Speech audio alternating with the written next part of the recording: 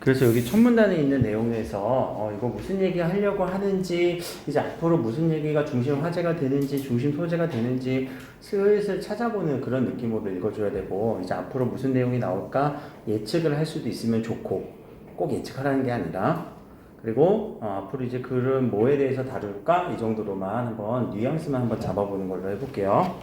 최근 수입품에 높은 관세를 부과하여 최근에 어떤 현황에 대해서 얘기를 하고 있죠. 무역 분쟁이 발생하면서 관세에 대한 관심이 높아지고 있습니다. 근데 우리는 관심이 높아지고 있는데 관세라는 단어가 바로 처리가 돼야 돼. 혹시 관세라는 단어가 처리가 안 되면 이거에 대한 궁금증을 갖고 있어야 되지. 그래서 관세가 뭐지? 관세가 뭐지? 관세가 뭐지? 관세 혹시 이해 되시는 분? 에 대한 세금이라고 바로 처리되시는 분은 그냥 그거 적용해서 읽으시면 되고, 만약에 이게 이해가 안 됐어요. 이해가 안 된 단어인데 이 이해 안 되는 단어가 뒤에서 설명이 없어. 그러면은 내가 지금 어휘력이 부족하구나 라는 생각을 가지시면서 꼭 이해하고 단어가 뭔지 의미 찾고 넘어가셔야 돼요.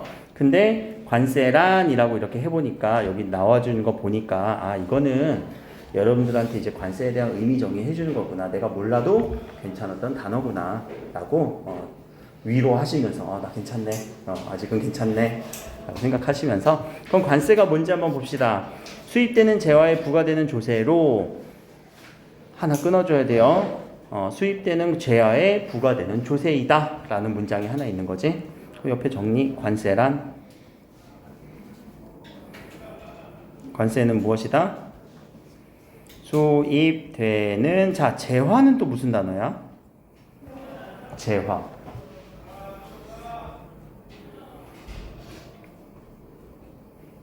모르네. 근데 이 재화에 대한 설명이 있어요, 없어요? 없어요. 그럼 여러분들이 지금 나 재화 모르는구나. 꼭 체크해 주시고 찾아주셔야 돼. 수입되는 재화에, 그럼 재화 설명 안 해준다고? 물건, 사물, 물건.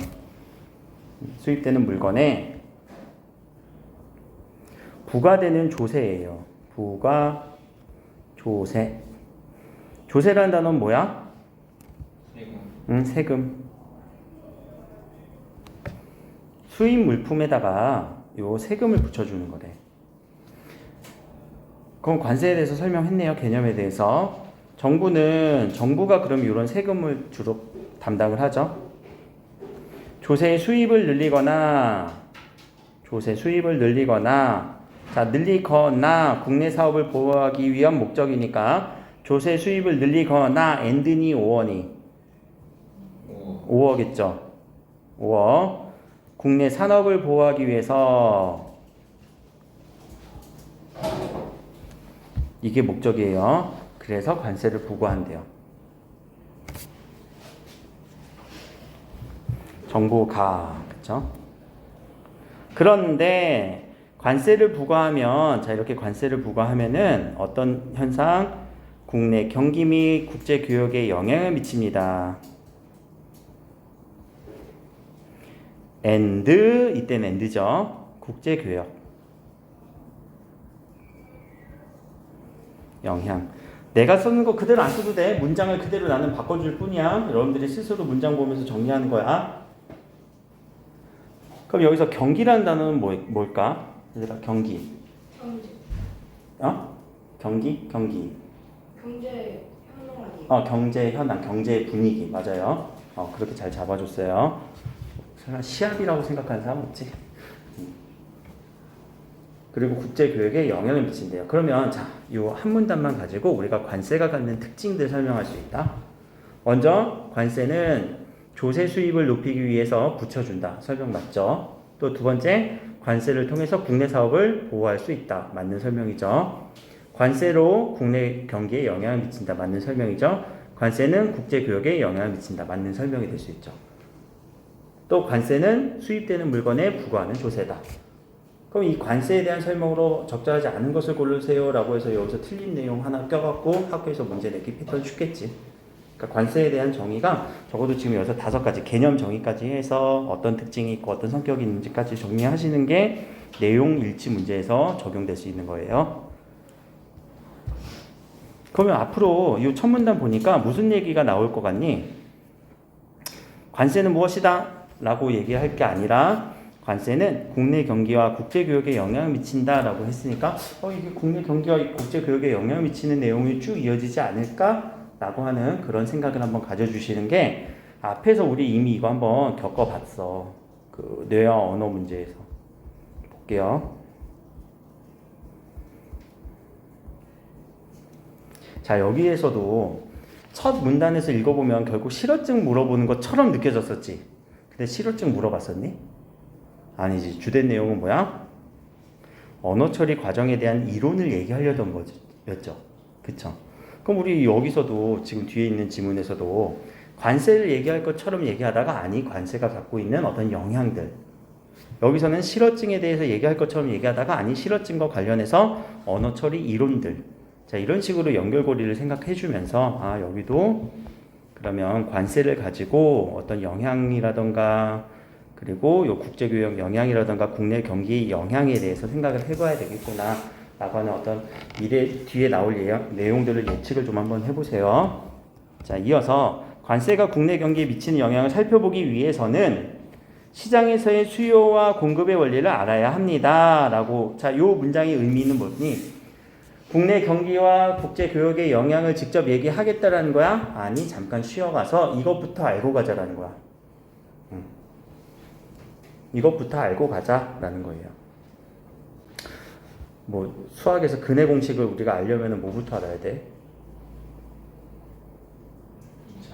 2차 방정식부터 알아야 되지.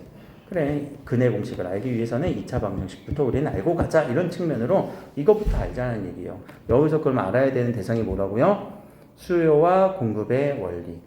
자, 그리고 시장이라는 단어는 뭐야? 시장 어떤 느낌이니? 우리 여기 있는 뭐 시장, 마켓 이런 걸 얘기하는 걸까? 그냥 추상적 개념에서 수요와 공급이 일어나는 그 추상적 공간이라고 생각하시면 돼요. 그러니까 뭔가 거래가 일어나는 공간을 시장이라는 표현으로 많이 써요. 자, 수요라는 단어는 뭐예요? 수요? 필요한 거. 내가 사고 싶은 거. 공급은 그 물건이 제공되는 거. 그러면은 소비적인 측면은 수요고요. 생산적인 측면이 공급인 거죠. 이 단어들이 바로바로 전환이 돼야 돼요.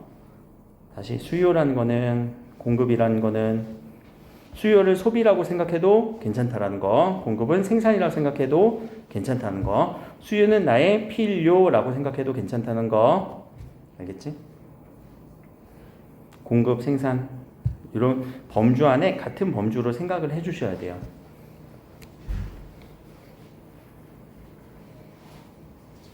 생산은 어디서 해? 공장에서 만들어지는 거죠.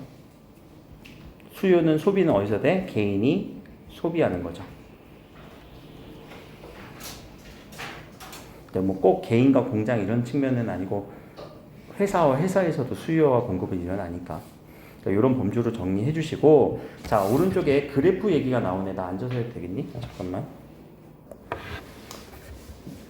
자, 이어갑시다.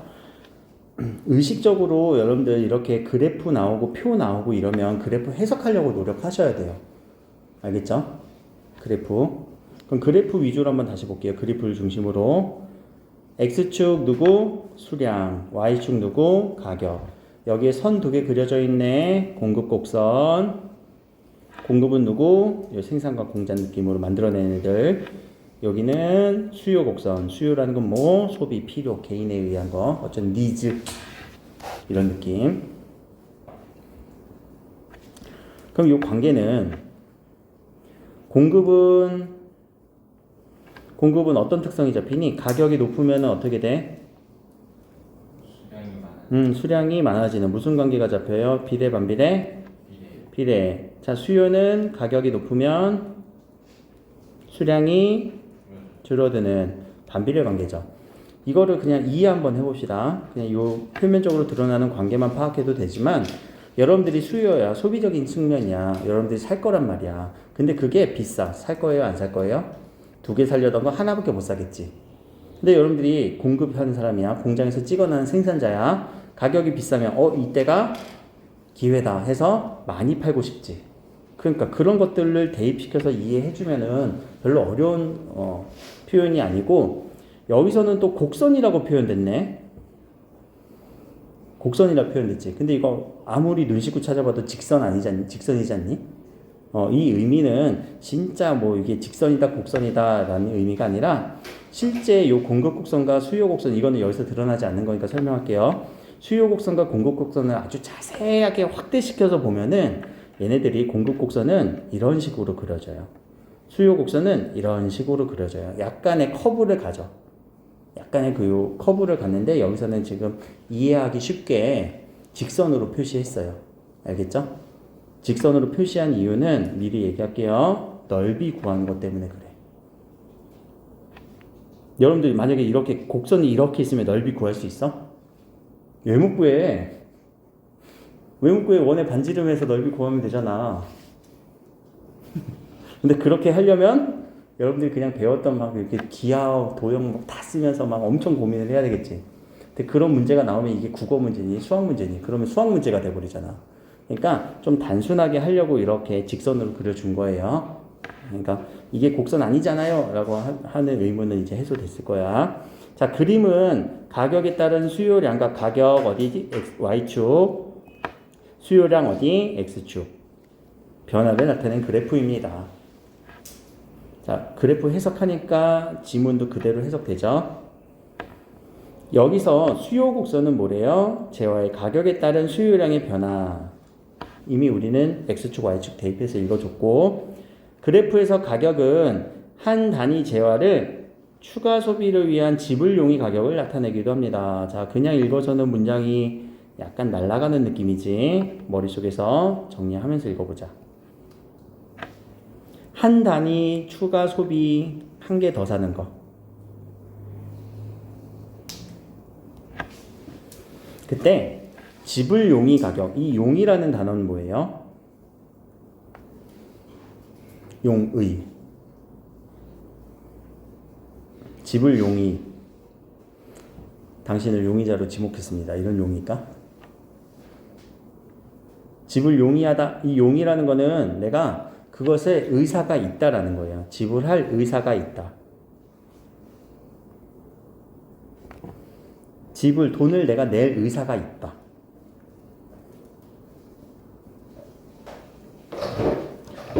아까 내가 이게 곡선으로 원래 곡선으로 그려진다라고 얘기를 했었잖아요. 그 이유를 한번 얘기해 볼게.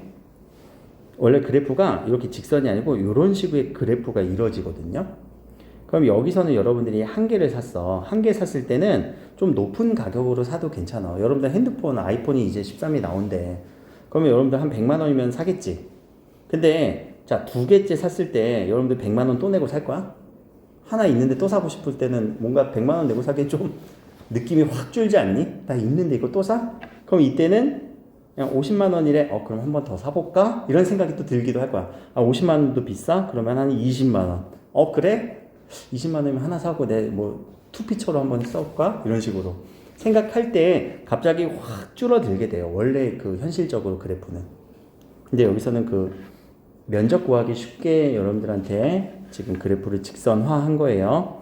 그러니까 내가 한 단위 더 샀을 때마다 하나 더 살 때마다 이 정도면 내가 살 의사가 있어. 한 이 정도 가격대면 내가 살 의사가 있어 라는 것을 요 그래프에서 표현한 거예요.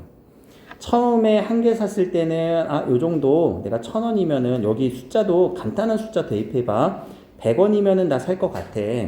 근데 이미 두 개가 됐을 때는 이거 100원 주고 제값 주고 사기엔 좀 힘든데? 좀 비싼 것 같은데? 그럼 이제 50원으로 내려오는 거지. 세 개 살 때는 나 두 개나 있는데 이거 너무 또 100원 50원 주기엔 좀 그러네. 한 25원으로 내려오는 거지. 20원이라고 할게요. 이런 식으로 한 개 더 살 때마다 나의 지불용의 의사가 변경되죠. 그것을 요 수요 곡선 위에서 우리가 읽어주면 되는 거고요. 자, 그럼 반대로 공급 곡선은 어때요? 반대겠지? 아까 비례 관계를 우리 반대라고 했으니까 하나 더 추가 생산할 때 판매용의 가격이에요. 내가 이 정도면 판매할 의사가 있다. 하나 만들었을 때, 두 개 만들었을 때, 세 개 만들었을 때마다 가격이 점점 올라가면 공급자는 어떻게 해서든 더 팔려고 하겠지. 그 정도로 읽어주시면 될 것 같아요. 여기는 용의라는 단어를 잘 처리해 주셔야 돼요. 그럴 의사가 있다라는 거. 자, 밑에 수요와 공급의 원리에 따르면, 그러면 수요 공급의 원리를 지금 여기 있는 그래프에서 따르면, 재화의 균형 가격은 수요와 공급에 만나는 요 P0점에서 형성됩니다. 가격은 P0이래요. 여기서 형성이 되는 거예요. 여기서 요 점이 이제 P0점이겠죠? 재화의 가격이 1로 올라가면은 P1으로 올라가면 조금 더 비싸지면 수요량은 어떻게 돼요? 사람들이 사려고 하지 않을 거란 말이에요. 그렇죠? 그런데 공급량은 어떻게 될까? 더 많이 팔려고 하겠지. 근데 재화의 가격이 내려가면 수요는 어떻게 될까? 더 많아지겠죠. 공급은 줄어들 거예요. 자, 이 그래프를 대입시켜서 읽어주는 게 일단 여기서의 포인트예요. 각각의 이 P0점에서 어느 쪽으로 이동하는지. 그러면 자, 여기까지의 문단은 무슨 내용을 얘기하려고 했어? 수요 공급. 그쵸. 그 그래프의 원리. 그러니까 이 원리는 이런 애들이었지. 비례 관계와 반비례 관계가 잡힌다. 또 지불용의 의사가 있다, 없다.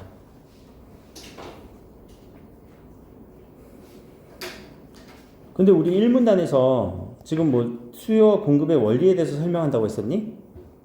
아니잖아. 국내 경기 및 국제 교육에 영향을 미친다라고 이것을 알아보려고 하는데 그 전에 이 원리를 좀 알아야 된다라는 얘기였잖아. 근데 아직 요거에 대해서는 첫 문단에서 제시됐던 거에서는 아직 언급이 없었어요. 자, 이어서 3문단으로 갑시다.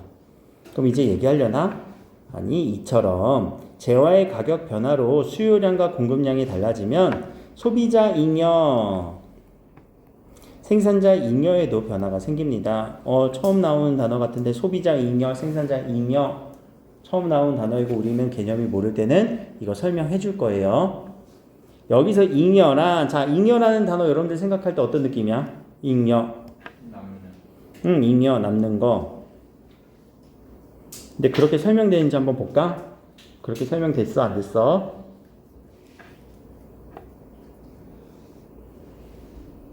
어때요? 자, 제품을 소비하거나 판매함으로써 얻는 이득이래. 자, 남는 거라는 느낌이야? 잉여란 뭐라고 얘기했니? 제품을 소비하거나 판매할 때 얻는 이득이래요. 남는 거라는 설명이야? 다르지? 그럼 이런 개념들은 여러분들 지금 지문에서 이 단어의 의미를 새롭게 부여하고 있죠. 그럼 여러분들 기존에 머릿속에 있는 남는 것이라는 단어는 싹 지워줘야 돼요. 이럴 때는. 이거는 지문 읽는 기본적인 패턴이에요. 잉여라고 하는 이 단어는 분명히 이 경제학적에서 다르게 의미가 부여된단 말이에요. 의미가 달리 부여돼요. 그럼 여기서 잉여는 뭐래요? 이득이래요. 제품을 소비, 판매하면서 얻는 이득을 우리는 잉여라고 얘기를 한대요. 자, 그래서 소비자 잉여는 제품을 소비자가 어떤 재화를 구입할 때 지불 용의가 있는 가격과 실제 지불한 가격의 차이이고, 자, 이 부분을 그대로 도식화 한번 해볼까? 수식으로 정리해볼까? 소비자 잉여는 뭐래요? 지불 용의 가격과 실제 지불한 가격 이고요. 생산자 잉여는 실제 판매한 가격과 판매할 용의가 있는 가격의 차이입니다.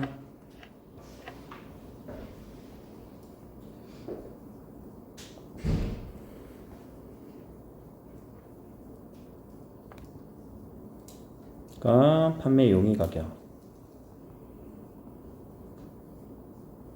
근데 용의 가격이라는 개념은 앞에서 설명 한번 했었죠. 앞쪽 문단에서. 그렇죠? 그럼 이거에 대해서 이렇게만 관계 정리해도 괜찮은데 이걸 한번 이해 한번 해보려고 한번 해볼까? 보통 이 정도 지문은 그냥 이해 없이 지불용의 가격 빼기 실제 지불 가격이라고만 하고 넘어가도 되는데 내신에서 이게 모의고사가 아니라 내신에서 만났을 때는 지불용의 가격에서 판매 지불 가격을 판매자 소비자의 이득이라고 왜 얘기하는지를 이해 한번 해볼게요. 다시 핸드폰, 요새 핸드폰이 나 눈여겨보고 이제 이렇게 접히는 폰이 나왔더라고. 플립이라고. 폴더인가? 플립인가? 갤럭시 폴더, 갤럭시 플립. 플립이라고 하지. 갤럭시 플립이 되게 이게 나 사고 싶더라고. 나 옛날에 이렇게 하는 폰 되게 좋아했거든. 근데 나는 그거 150만 원이면 살 것 같아. 아, 나 이 정도는 집을 용이할 가격이 있어. 아, 나 150만 원이면 이거 살 수 있을 것 같아. 근데 실제 내가 가서 보니까 고객님 이 핸드폰은요 125만 원이에요 하니까 내 입장에서는 어떤 느낌이니? 생각보다 싸네? 개이득이네? 이런 느낌이 들지. 그런 느낌을 우리는 소비자 잉여라고 얘기를 하는 거예요. 근데 이 관계가 왜 지불 용의 가격이 여긴 앞에 나와 있고 판매 용의 가격이 뒤에 나와 있을까? 내가 지불 용의 가격이 만약에 100만 원이야. 근데 실제 지불 가격이 125만 원이야. 그럼 살 거야, 안 살 거야? 안 사겠지. 이거 못 사지. 내가 100만 원밖에 없는데 어떻게 125만 원짜리 사? 그래서 항상 지불 용의 가격이 좀 더 큰 측면으로 이득적인 측면을 나타내 주는 거고요. 판매는 반대죠. 실제 판매 가격 원래 이 사람 100만 원에 팔려고 했거든. 근데 갑자기 제가 그 200만 원에 살게요. 주세요. 하면 당연히 팔아야 되겠지. 그 얼마가 남아요? 100만 원이 이 사람의 이득으로서 생산자 잉여가 될 거예요. 판매자 잉여가 될 거예요. 자, 그러니까 여기서의 잉여라는 거는 이득이다라고 생각을 해주시면 돼요. 자, 그림에서 그런 수요 곡선과 실제 재화의 가격 차이에 해당하는 이제 그래프 다시 해석해야 돼. 가는 얘들아 뭘 얘기하는 거니? 아까 요 문제에서는 뭘 구하는 게 나온다고 했어요? 면적 구하는 게 나온다고 했죠. 자, 이 가가 뭘 의미해요? 소비자 잉여고요. 나가 생산자 잉여죠.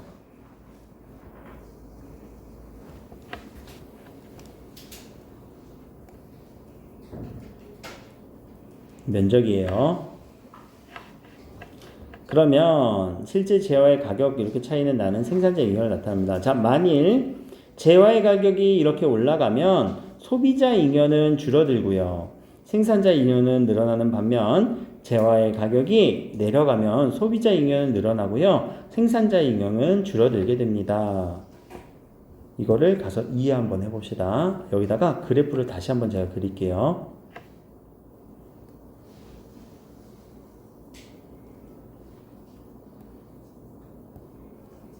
그래프를 이렇게 그려볼게요. 그리고 요 점선은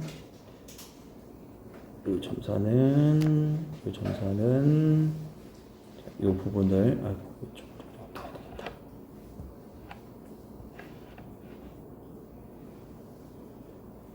이런 그래프가 있다고 칠게요.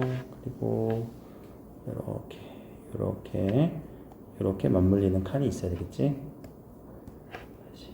요 선과 요 선이 만나는 거야. 이럴 때 한번 생각을 해보자. 여기는 숫자가 실제적인 숫자를 주진 않았지만 그냥 1, 2, 3, 4로 주고 1, 2, 3, 4로 줄게요. 여러분들 이쪽 넓이 구할 수 있니? 초록색? 이거 소비자 잉여라며. 이거 넓이 구해보자. 넓이 구해보자. 2지. 왜? 2 곱하기 나누기 2. 그럼 2네. 자, 여기는 생산자 잉여 몇이에요? 똑같이 2가 나오겠죠. 그리고 나서 가격이 여기서 가격이 올라가면 이라고 하는 가격이 올라간 조건을 한번 얘기해 볼게요. 2에서 가격이 3으로 올라갔어요. 그러면 소비자 잉여는 몇으로 줄어들어? 0.5로 줄어들지. 그쵸? 넓이니까. 그러면 생산자 잉여는 어떻게 돼요? 늘어나죠. 이만큼이 생산자 잉여가 돼버리죠. 넓이 몇이 돼버리니? 4.5가 돼버리죠.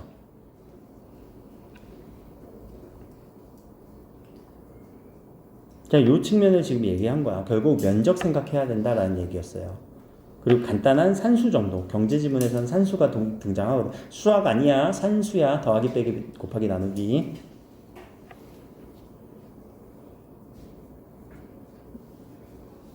또 가격이 내려갈 땐 어떻게 돼? 반대 개념이겠지. 가격이 내려가면 소비자 잉여는 이만큼이 늘어날 거고, 이만큼에서. 또 생산자 잉여는 이만큼에서 이만큼으로 줄어들겠죠. 그렇죠? 이 관계 반대 관계예요. 그래프에서 보면서 확인하세요. 자, 여기까지는 그러면 앞에 있었던 공급과 소비의 원리뿐만 아니라 수요와 공급의 원리가 아니라 뿐만 아니라 여기서는 요 소비자 잉여와 생산자 잉여의 개념 및 그리고 특징을 정리해 줬어요. 가격이 올랐을 때, 가격이 내렸을 때 소비자 잉여, 생산자 잉여는 어떻게 되더라. 그런 특징까지 정리하고 있어요. 자, 이를 바탕으로라는 건 무슨 표현이니? 얘네들을 그대로 적용해서, 자, 이제 나왔네. 우리가 알고 싶은 거. 관세가 국내 경기에 미치는 영향을 알아보자. 자, 1문단에서 뭐 알아본다고 얘기했었지?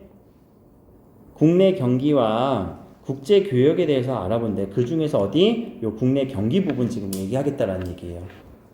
자, 좀 어려운 패턴이죠. 앞에 있는 거에 대해서 바로 설명하지 않고 어떤 원리를 가지고 와서 이렇게 적용할 거예요 라고 얘기를 하는 구조예요. 문장 구조도 상당히 복잡해. 그러면은 반대로, 자, 집중해보자. 앞에 있는 내용 전혀 이해되지 않으면 뒤에 부분 이해될까? 이건 당연히 안 돼요. 알겠지? 앞부분의 원리까지가 여러분들 되게 중요한 부분이야. 이해될 때까지 반복해서 읽어야 돼. 왜 가격이 올라가는데 뭐가 줄어들고 뭐가 늘어나고 이런 것들 이해할 때까지 읽어놔야 돼요. 앞부분이 이해돼도 뒷부분이 이해 안 되는 경우는 있을 수는 있어. 물론 이해가 됐다고 해서 이해가 되는 거는 당연한 케이스긴 하지만 설마 이해가 안 됐는데 이해가 되는 케이스는 없어요. 고등학교 지문, 모의고사 지문은 이런 패턴 많단 말이야. 경제 지문에서 또는 법조항에서. 사회 지문이라고 하는 법, 경제 이런 지문들은요. 앞에 있는 게시된 원리를 그대로 뒤에 또 이어주는 영향 많이 해요. 자, 이제 국내 경기에 미치는 영향을 알아봅시다. 그러니까 여기서 한번 끊어주셔야 돼요. 여기서 읽을 때 약간 끊어주는 느낌으로 한번 다시 리프레시. 지금까지 힘들었잖아, 읽는데. 다시 한번 리프레시 한 다음에 이제 새로운 느낌을 읽어보자. 왜? 끊어지니까. 자, 밀가루 이제 관세를 붙일 거예요. 밀가루가 수입 전에 형성된 K국의 밀가루 가격이 500원이에요. K국은 그냥 코리아라고 하자. 우리나라가 밀가루 가격이 500원이었대요. 우리나라의 밀가루. 근데 국제시장에서는 밀가루가 300원이래요. 국제시장 하니까 이제 수입품이 있겠죠? 수입품 애들은 300원이래요. K국이 자유무역을 통해서 관세 없이 밀가루를 수입하면 밀가루 가격은 수입 수준인 300원까지 내려가게 됩니다. 왜 그럴까요? 우리나라에 이제 500원짜리 물건, 이거 국산이에요 라고 하고 300원짜리는 수입이에요 라고 이제 같이 팔겠죠. 그럼 사람들은 어떤 걸 많이 살까? 우리는 국산품 애용해야 돼 라고 우리는 개별 소비자들은 그렇게 생각하겠지만 대량으로 구입하는 공장, 대량으로 구입하는 기업, 회사들은 당연히 수입을 고를단 말이야. 아주 대량으로 사는 사람들은. 왜 그럴까? 그게 원가 절감의 이득이 되니까. 그쵸? 요 밀가루라고 하는 건 어떤 밀가루 재료잖아요. 이런 재료를 파는데 더 싼 걸 사는 게 기업 입장에서는, 회사 입장에서는 당연하죠. 우리 국산품 애용해주세요 라는 건 이제 소비자들은 그렇게 하겠지. 개별 소비자들은. 그쵸?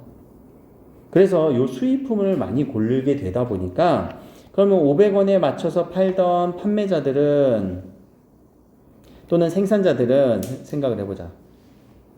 판매가 잘 될까? 안 되지? 그러니까 이 가격을 어떻게 낮춰야 돼? 낮춰서 수입품과 동일한 가격인 300원에 팔아야 된다는 상황인 거예요. 그런 내용들이 여기 5줄에 다 담겨있는 내용이고요. 그 결과 국산 밀가루 공급량은 줄어들지만, 자, 왜 줄어들지? 앞에서 무슨 원리를 봤어요? 무슨 원리 적용해줘야 돼요? 무슨 그래프? 그쵸, 수요 공급에서 수요 그래프. 수요 그래프는 가격이 다운되면 이쪽으로 내려와서 여기서 다시 형성이 되죠. 수요 그래프를 적용해서 아마 공급이 줄어들 거야. 공급량이 줄어들 거야. 공급량이 줄어들지만 오히려 자 수요 그래프는 어떻게 돼요? 여기 있던 점이 이렇게 해서 양이 늘어들게 나죠. 이만큼의 양이 늘어나게 돼요. 그러면 우리나라에서 이 정도로 균형을 맞췄던 양이 이렇게 줄어들고 이렇게 늘어나는 요 정도의 거리를 우리는 부족한 상황이지. 이 부족한 상황을 뭐가 메꿔줘? 밀가루를 수입하게 된다. 이거를 수입으로 대체하게 될 거란 말이에요.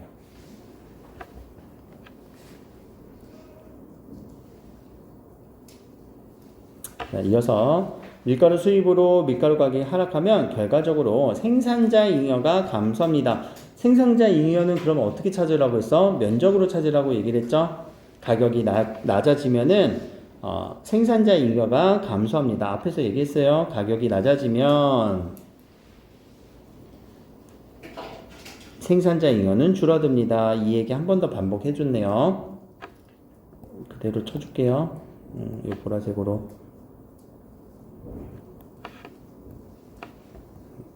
여기. 근데 소비자 잉여는 늘어나고 생산자 잉여는 감소하게 됩니다. 라는 거. 자, 요 보라색 문장 한번 비교해 보자. 여러분들 고등학교 지문에서도 보라색 문장, 요 앞부분의 보라색 문장은 소비자 잉여부터 얘기하고 생산자 잉여 뒤에 얘기했지. 근데 밑에 있는 보라색 문장은 뭐부터 얘기했어? 생산자 잉여부터 얘기하고 소비자 잉여부터 얘기했지. 좀 헷갈리게끔 이렇게 바꿔놓는단 말이야. 이게 의도적으로 여러분들 잘 따라오고 있니? 라고 물어보는 그 패턴으로서 이렇게 좀 문장을 뒤죽박죽해요. 그러니까 그런 거 이렇게 헷갈리게 하는 측면에서 좀 당하지 말고 이거 바꿔놨네? 이렇게 한번 체크해주고 앞에서 그럼 이 관계 봤기 때문에 여기서는 그대로 적용할 수 있겠죠? 앞부분이 이해돼야 뒷부분도 그대로 이해가 되는 거예요. 그런데 증가한 소비자 잉여가 감소한 잉여보다 크기 때문에 얘네들의 관계에서는 커지게 됩니다. 사회적 잉여가 커진다는 얘기는 아까 뭐였지? 여기서의 숫자. 소비자 잉여와 생산자 잉여가 가격의 변화에 따라서 여기서는 1.5가 줄어들었는데 여기서는 2.5가 늘어나게 되죠. 그러면 얘네들은 뭐가 더 늘어나요? 똑같이 변동하는 게 아니구나. 넓이기 때문에 똑같이 변동하지는 않았나 봐요. 그래서 소비자 잉여가 더 컸다라고 얘기를 한 거예요. 가격을 낮추면 소비자의 넓이가 이렇게 넓어졌잖아. 그쵸? 요 정도 넓이에서 이 정도 넓어졌고요. 생산자 잉여는 이 정도 넓이에서 이 정도 넓이로 줄어든 거잖아요. 그쵸? 그래서 요만큼의 사회적 잉여가 생긴 거예요. 잉여가 이전보다 커진 거예요. 서로 겹치지 않는 요 교집합에서 겹치지 않는 요 부분이. 그럼 그 사회적 잉여가 적을수록 균등하고 잘 되는 거죠? 사회적 잉여가 만약에 이게 0으로 딱 떨어지잖아. 그러면 딱 그 가격을 형성한 거지. 중간 가격을.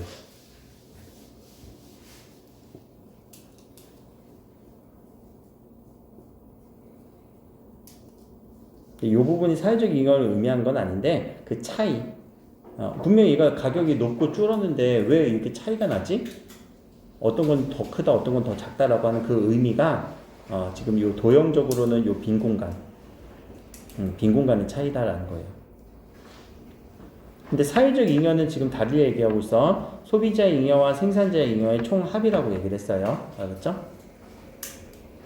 아까 중간 가격을 우리가 제시되었을 때는 사회적 잉여가 2였고 2였잖아. 그쵸? 근데 얘가 변동이 있었을 때는 0.5에서 4.5였잖아요.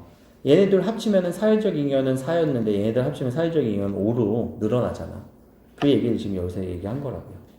그렇게 늘었을 때 근데 소비자 잉여가 더 컸다. 소비자 잉여가 더 컸다라는 걸 가격을 낮추면. 자, 뒤로 넘어가서.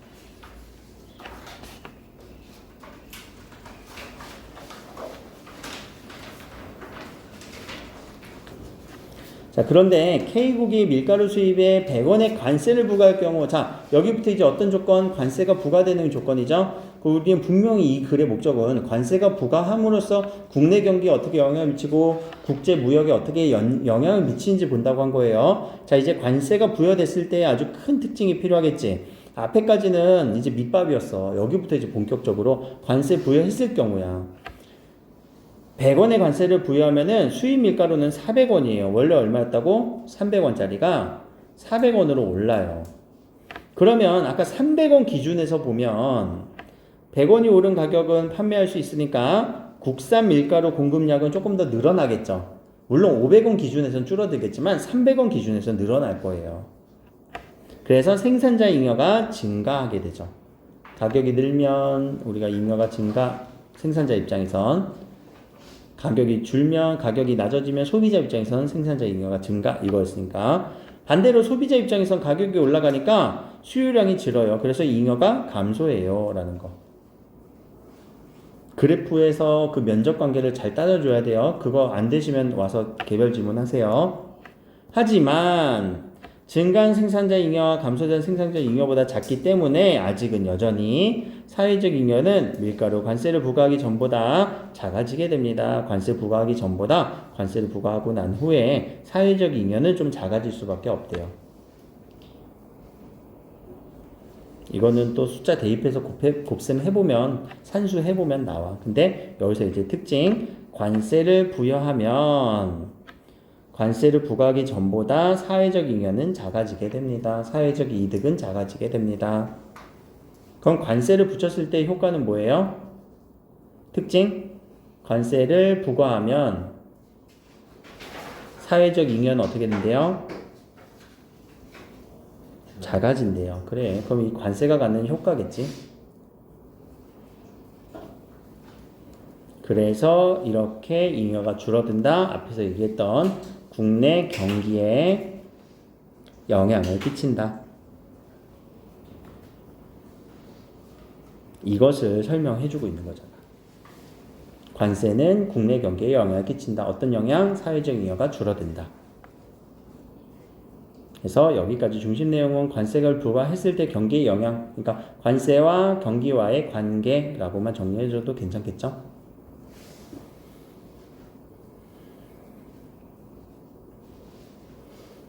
자, 그런데 관세 정책이 장기화될 경우 국내 경기가 침체에 빠질 수도 있습니다. 그냥 바로 설명을 했네요. 장기화되면 침체가 된대요. 관세가 장기화되면은 경기는 침체가 된대요. 왜 그러지? 이런 질문을 한번. 왜 그렇지? 왜 침체가 되지? 더 좋은 거 아닌가? 그래도? 예컨대 예를 들면 우리나라 정부가 국내 밀가루 산업을 보호하기 위하여 국내 밀가루 산업 보호를 위한 관세 부과 앞에서 1문단에 나왔던 내용이지. 관세를 우리의 산업을 보호하기 위해서 관세를 부과할 수 있어요. 찾아봅시다. 여기.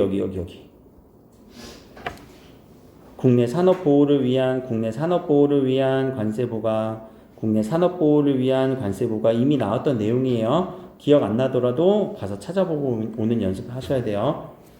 관세를 부과할 경우 단기적으로는 짧은 기간 쪽으로는 밀가루 생산자의 이득을 늘려서 자국의 밀가루 산업을 보호할 수 있습니다. 생산자 측면에서는 이득을 늘렸다, 잉여가 증가했다라고 볼 수 있죠. 이득을 늘렸다, 잉여가 증가했다. 요런 것도 이제 모의고사 패턴인데요. 잉여라는 단어를 이익으로 여기서 바꿔서 치환해서 얘기를 해버렸죠. 그래서 여러분들이 헷갈리게끔 만들려고 하는 거예요. 하지만 높은 관세로 밀가루 가격이 상승하면 원료로 하는 제품들이 줄줄이 상승하게 돼. 밀가루 가격이 오르면요 짜장면집도 올릴 거고요 피자집도 오를 거란 말이에요. 그래서 소비자들은 밀가루 이용을 만든 제품들의 소비를 줄이게 됩니다. 잉여가 높아지지만 원료 가격이 높아짐으로써 국내 소비가 줄어든다라고 하는 이런 악영향이 끼쳐지죠. 이러한 과정이 장기화된다면 어떻게 될까? 전체적으로 소비가 줄어들다 보니까 경기 침체가 나올 수 있대요. 이런 인과관계가 생기는구나. 그럼 우리가 아까 궁금했던 점이 해소가 됐죠. 실제로 예시를 들었네요. 1930년 경제 대공황, 우리 전 세계에 들이닥쳤던 경제 대공황이 있었죠. 그것이 높은 관세 정책 때문이다라고 얘기를 하고 있어요.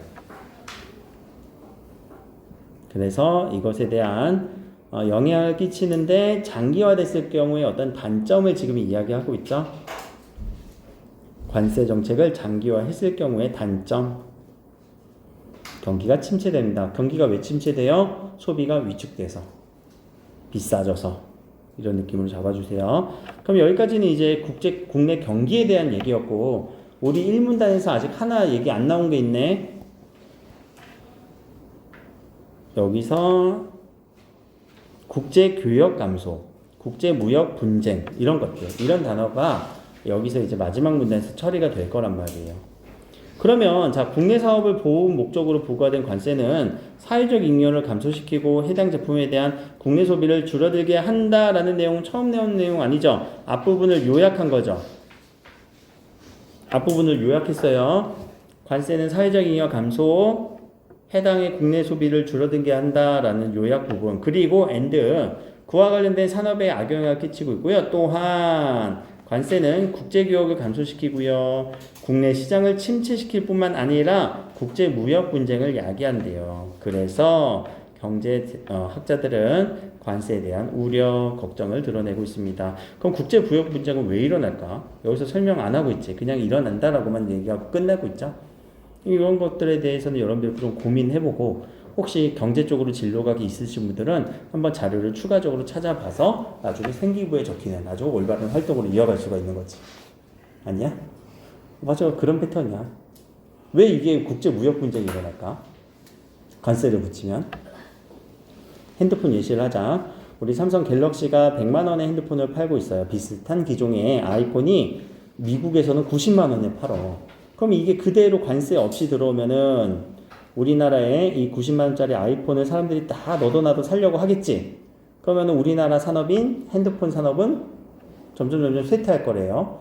그럼 여기서 나 관세에 30만 원 붙일 거야 라고 하면은 아이폰은 우리나라에서 120만 원으로 팔리겠죠.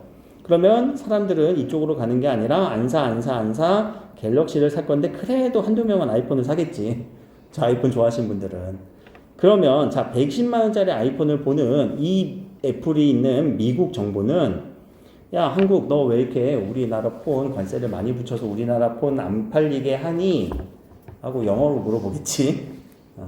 그래서 이 120만 원짜리에 대한 무역 분쟁, 왜 이렇게 관세를 많이 붙여서 우리나라 아이폰이 안 팔리게 해? 라는 분쟁을 일으킨다는 얘기예요. 그 정도 얘기로 이해만 하시면 돼요. 자, 뒤에 문제들도 풀어보시고 이거 문제 분석 한번 해보세요. 다음 시간에 제가 문제 분석하고 선택지 분석 어떻게 하라는 얘기냐면, 적절한 것은 찾아주시고 그것에 대한 적절한 거 찾아주고 난 다음에, 이건 전개 방식이거든요. 전개 방식 같은 경우는 항상 여러분들의 언어로, 지문의 언어로 바꿔줄 수 있는 연습을 해야 되고요. 이해로 적절하지 않은 거니까 틀린 것은 한 개겠지. 한 개 틀린 부분은 명확하게 찾아주고, 4개 맞은 곳은요, 여러분들이 직접적으로 어디에서 언급됐는지 여기다 근거를 한번 써봐요. 근거. 지문에서 나온 근거. 지문에 근거를 적어주세요. 이게 분석이에요. 자, 기억의 이유로 적절한 것도 근거가 필요하겠지? 그 근거를 적어주세요. 라는 거. 지문에 어디선가 언급이 됐어. 자, 그래프에서도 적절하지 않은 거는 4개니까, 자, 적절하지 않은 거 하나에 명확하게 틀린 지점을 찾아주시고, 이것을 맞게 고쳐줘야 돼요. 그러면은, 자, 4개, 맞는 4개는 근거.